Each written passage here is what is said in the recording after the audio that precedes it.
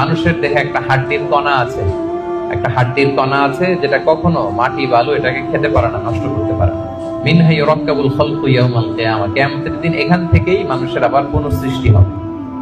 তো সাহাবারা বললেন, আইয়ু আযমিন ইয়া রাসূলুল্লাহ, এই হাড্ডিটার নাম কি? আল্লাহ রাসূল সাল্লাল্লাহু আলাইহি ওয়াসাল্লাম বললেন, আজবুদ দানাব, মানে টেইল বোন। ডাক্তারি ভাষায় এটাকে বলে কক্সিক্স।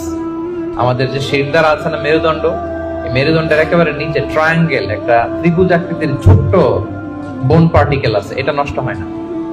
হিন্দুরা যে শ্মশানে লাশ পোড়ায়, সব পুড়ে যায়, ওইটা পুড়ে না। আমরা যে কবরস্থ করি, কবর মাটি সব খেয়ে ফেলতে পারে, কিন্তু ওই ছোট্ট হাড্ডি কণিকাটা নষ্ট হয় না। মানুষের দেহে একটা হাড্ডির কণা আছে, যেটা কখনো মাটি বালু এটাকে খেতে পারে না, নষ্ট করতে পারে না। মিনহা ইউরাক্কাবুল খালকু ইয়াউমাল কিয়ামা, কিয়ামতের দিন এখান থেকেই মানুষের আবার পুনঃসৃষ্টি হবে। তো সাহাবারা বললেন, আইয়ু আযমিন ইয়া রাসূলুল্লাহ, এই হাড্ডিটার নাম কি?